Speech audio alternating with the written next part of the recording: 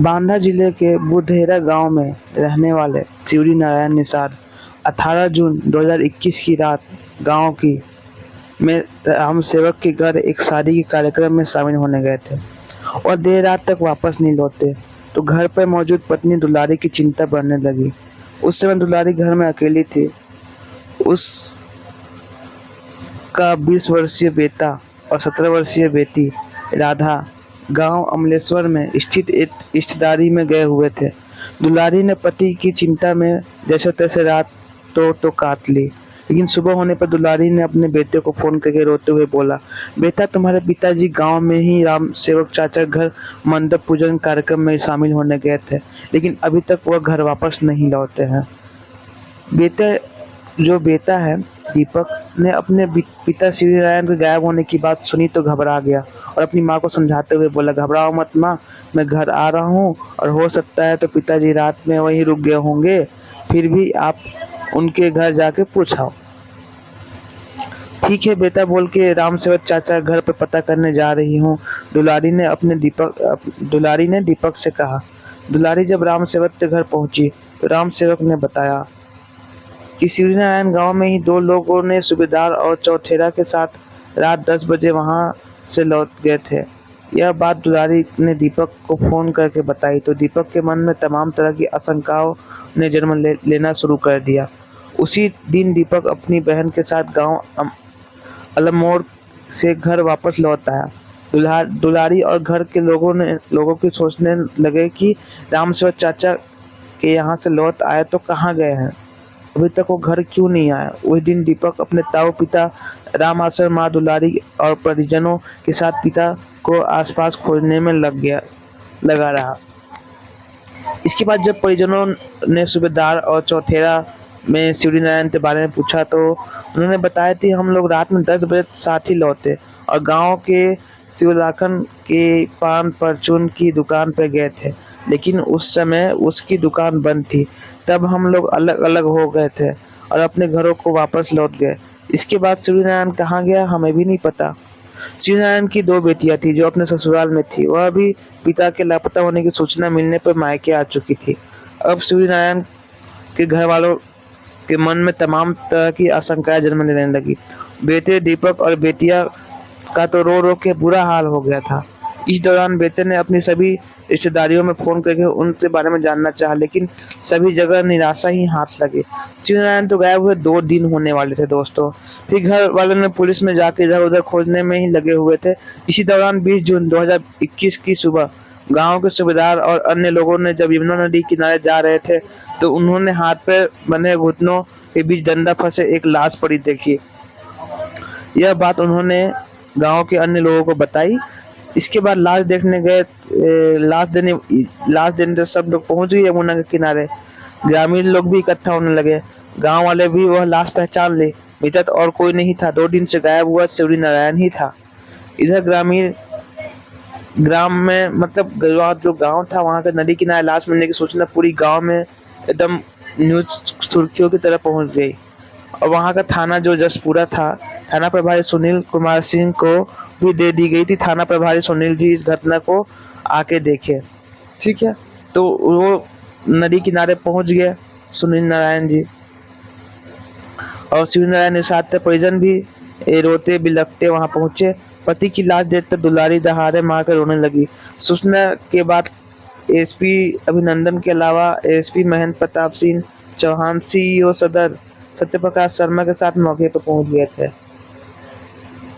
Police ने अपनी जांच में पाया कि लाश पानी में फूल कर उतर कर नदी किनारे आ गई है। ऐसे में अनुमान लगाया कि शिवरी नारायण की हत्या 18 जून को रात में ही कर दी गई थी, क्योंकि पानी में पड़ा शव करीबन 24 घंटे बाद उतरा कर ऊपर आया है।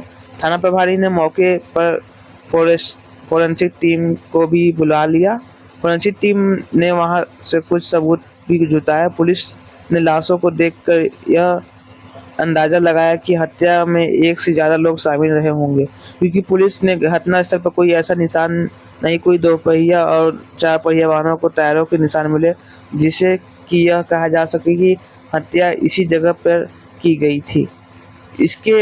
इसी आधार के बिना पुलिस यह मान नहीं थी कि हत्या की और कहीं है। हत्या कहीं और की गई है। लाश को नदी की ठिकाने लगाने के लिए उद्देश्य के यहाँ लाके फेंक दिया गया है।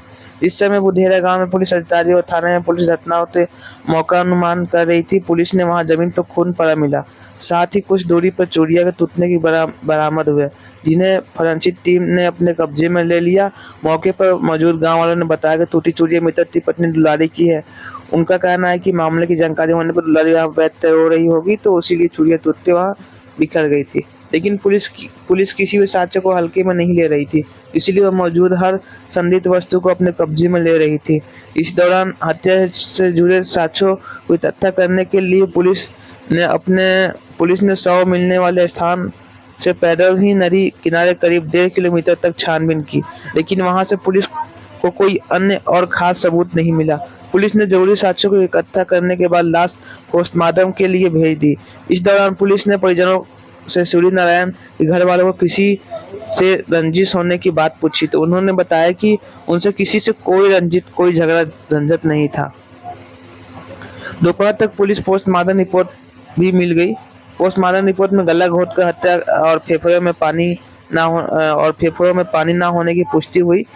इसके बाद पुलिस ने सूर्यनारायण के बेटे को वहीं पर सूर्यनारायण हत्या के मुकदमा धारा 302 और 201 के तहत दर्ज किया। रिपोर्ट दर्ज करने के बाद थाना प्रभारी सुनील कुमार सिंह एसपी के निर्देश पर जांच के लिए एक टीम गठित की, जिनमें कांस्टेबल शुभम सिंह, सौरभ यादव, अमित त्रिपाठी, महिला कांस्टेबल अमरावती और संगीता वर्मा को शामिल कर जांच शुरू किया। थाना प्रभारी सुनील कुमार सिंह और शुरुआती पूछताछ के मृतक सूर्यनारायण के बड़े भाई राम आश्रय और बेटे दीपक ने बताया कि 6 महीने पहले गांव में ही एक दुकानदार ने सूर्यनारायण से विवाद की थी और धमकी दी थी। इसके बाद पुलिस ने दुकानदार और रात में दावत के साथ रहने वाली लाश में मिलने सूचना देने वाले सूबेदार सहित 4 लोगों से पूछताछ के लिए थाने ले गई, लेकिन पुलिस तो उस लोगों से पूछताछ में ऐसी कोई बात नहीं मिली जिनसे उन पर हत्या का शक किया जा सके। जसपुरा थाना प्रभारी सुनील कुमार सिंह सूर्यनारायण निषाद हत्या की एक एंगल से जांच कर रहे थे। इसी दौरान उन्होंने मृतक के घर पर एक सदस्य का बयान दर्ज किया। उन्हें जांच में पता चला कि सूर्यनारायण रात में 9 बजे ही दावत से अपने घर के लिए वापस लौट रहे थे। चूंकि उस समय हल्की बारिश हो रही थी, ऐसे में 45 साल की उम्र में उन्हें कहीं जाने का सवाल ही नहीं उठता। ऐसे में पुलिस ने यह मान कर चली थी सूर्यनारायण घर लौटे और उन्हें स्थान पे कोई और घटना हुई थी। उस दिन घर पे मृतक सूर्यनारायण की पत्नी ही मौजूद थी, क्योंकि सूर्यनारायण के बच्चे सिदारी में फैलानी थाना दत्तक अमरोह गांव में गए हुए थे।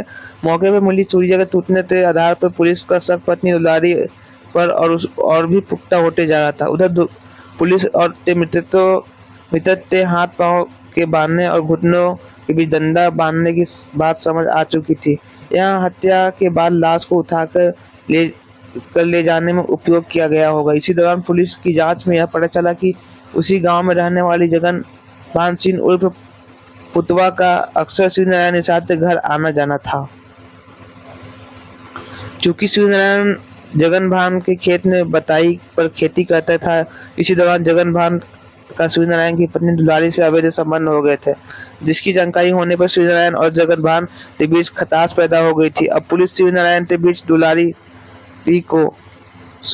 बीच पत्नी दुलारी को जगन भान पर अपनी जांच करने पर आगे बढ़ रही थी। इसी सिलसिले में थाना प्रभारी सुनील कुमार ने जगन भान के घर जाकर पता करना चाहा कि वह घर में नहीं मिला, लेकिन उसकी पत्नी ने पुलिस को बताया कि वह शाम को 6 बजे के पास गांव के शादी में गया था। वहां से वह 11:30 बजे रात में लौट के आए थे और उसकी पत्नी ने यह भी बताया कि उनके साथ गांव में भोला निषाद की 4 बेटियां भी शादी में गई थी। यहाँ भोला की 3 लड़कियां वहीं रुक गई, जबकि एक उनके साथ वापस आ गई थी। इसके बाद थाना प्रभारी सुनील कुमार सिंह ने जहां शादी की वहीं पता किया, तो लोगों ने बताया कि जगन भान वहां से 8:30 बजे निकल गया था। फिर पुलिस ने बोला निषाद के घर जाकर पूछताछ की, तो लड़कियों ने बताया कि जगन भान उनके घर 9 बजे आए थे, उसके बाद तुरंत वापस चले गए। अब पुलिस के सामने सवाल यह था कि जगन भान जब भोला के घर से 9 बजे चला गया था, तो वह अपने घर 11:30 बजे रात में पहुंचा, तो इन 2.5 घंटे दौरान वो कहाँ रहा। इसकी आशंका के आधार पर पुलिस ने जगन सिंह के 2.5 घंटे गायब रहने के कारण पूछा, तो उसका सही जवाब नहीं दे पाया।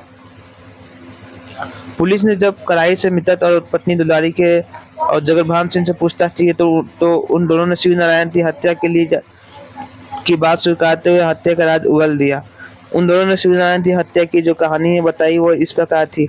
उत्तर प्रदेश तिबाना जिला में जसपुरा थाना क्षेत्र में बुधेरा गांव के निवासी शिव नारायण गाँव में रह कर खेती करता था। वह दूसरे के खेत में बटाई पर लेकर भी खेती करता था। शिव नारायण ने गाँव के जगभान सिंह का खेत भी बटाई पर ले रखा था।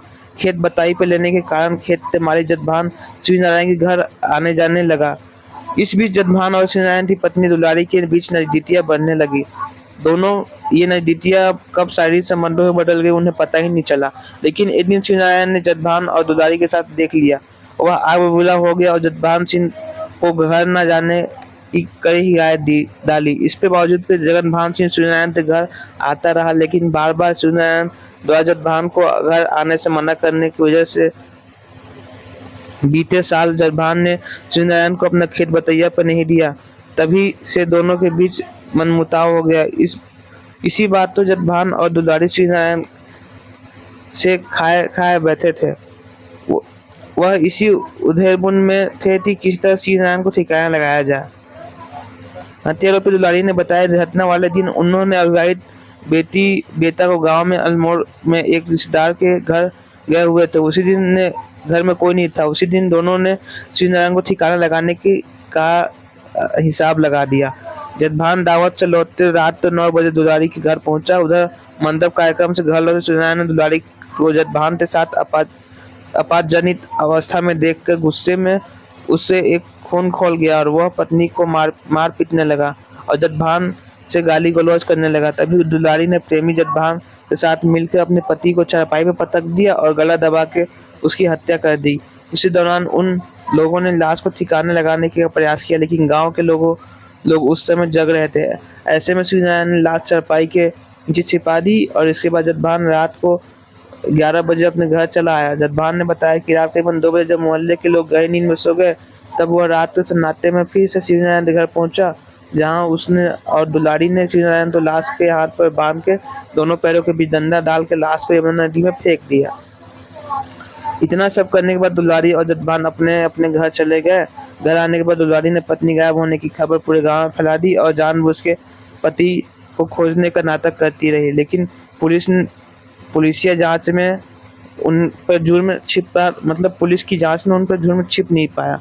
पुलिस ने मृतक शिव नारायण की पत्नी दुलारी और उस आशिक जगभान से पूछताछ करने पर दोनों को गिरफ्तार करके कोर्ट में पेश किया गया, जहां दोनों को जेल भेज दिया गया।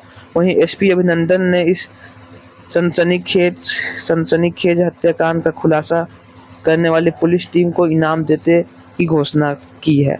दोस्तों, ऐसी कहानी सुनने के लिए आप हमारे चैनल को सब्सक्राइब कर सकते हैं और अगर आपको यह कहानी पसंद आई हो तो इस चैनल को सब्सक्राइब करके वीडियो लाइक कीजिए और वीडियो को शेयर करिए। तब तक के लिए मिलते हैं अगले नई ऐसी कुछ खतरनाक घटना के साथ। तब तक के लिए बाय एंड टेक केयर। सावधान रहे, सतर्क रहे और अपने निजी लोगों के साथ अच्छा व्यवहार बना के रखें।